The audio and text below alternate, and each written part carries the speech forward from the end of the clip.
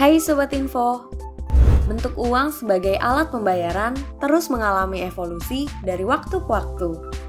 Mulai dari koin, kertas, hingga uang elektronik. Semakin lama, teknologi yang digunakan juga semakin maju, hingga uang-uang ini tidak dapat dipalsukan dan juga sangat aman. Namun, pernahkah kamu berpikir alat pembayaran apa yang digunakan orang zaman dahulu? Selain sistem barter, banyak negara yang telah mengenal alat pembayaran sejenis uang yang dapat dipertukarkan berbagai macam benda. Menariknya lagi, alat pembayaran ini memiliki bentuk yang tidak lazim. Dikutip dari laman CNBC and Bank Network, episode kali ini akan infoin kamu alat pembayaran yang paling unik dalam sejarah.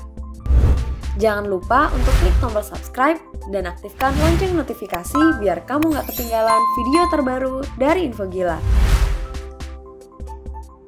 Pertama, baturai.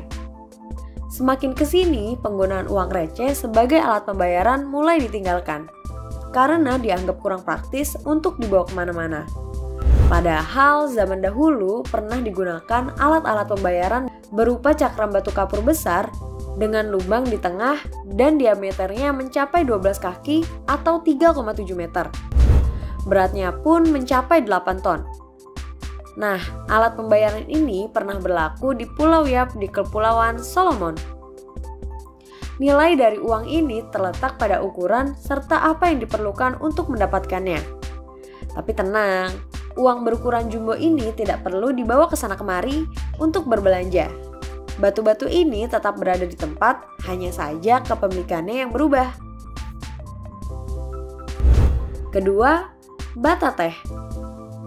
Alat pembayaran ini sebagian besar digunakan di Asia Tengah, Tiongkok, Mongolia, dan Tibet pada abad ke-19.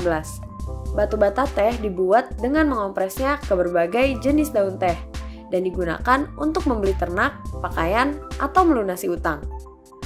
Walaupun tampak tidak biasa, alat pembayaran ini sebenarnya lebih disukai daripada koin karena alat pembayaran ini dapat dikonsumsi.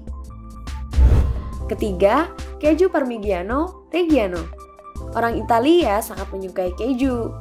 Bahkan di Italia, keju Parmigiano Reggiano atau yang juga dijuluki sebagai The King of Cheeses ini dapat digunakan sebagai alat pembayaran.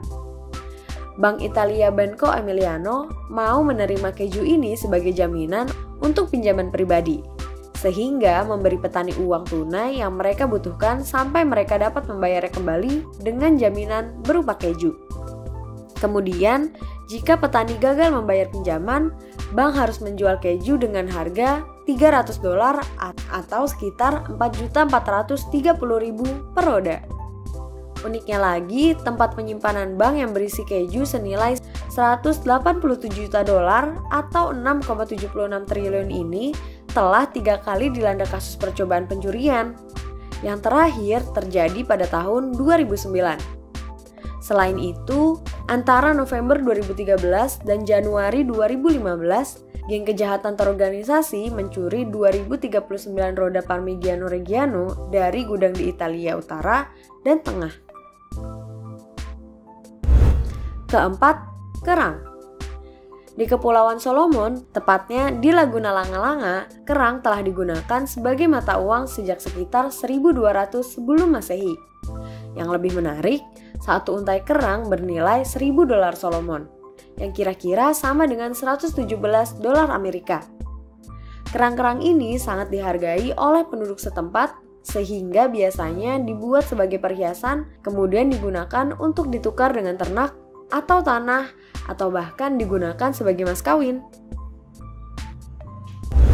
Kelima, uang darurat. Ketika penyelesaian Perang Dunia Pertama membuat ekonomi Jerman berantakan, kota-kota lokal mulai mencetak Notgeld atau uang darurat. Uang ini terbuat dari segala hal, mulai dari kayu, aluminium foil, spray sutra, hingga kartu remi sebagai bentuk pembayaran lokal sampai resbank pulih. Ini merupakan strategi dari pemerintah agar para kolektor membeli uang yang unik ini untuk koleksi, sehingga uang yang asli akan kembali lagi ke peredaran dan memulihkan ekonomi Jerman. Keenam, tupai. Di Rusia pada abad pertengahan, kulit tupai dijadikan alat pembayaran yang umum. Bahkan, moncong, cakar, dan telinganya juga digunakan sebagai alat pembayaran. Namun, di balik pro kontra karena menjadikan hewan sebagai pengganti uang, banyak yang berspekulasi bahwa menjadikan tupai sebagai uang tunai mungkin memiliki manfaat yang tidak terduga. Selama terjadinya wabah hitam, kasus di Rusia tidak begitu parah seperti negara lain. Hal itu mungkin terjadi karena penggunaan tupai sebagai alat pembayaran yang dianggap telah mengurangi jumlah parasit pembawa penyakit. Ternyata alat pembayaran zaman dahulu itu unik-unik ya. Kira-kira kamu setuju nggak kalau benda-benda di atas dijadikan alat pembayaran di Indonesia? Sampai jumpa di video selanjutnya.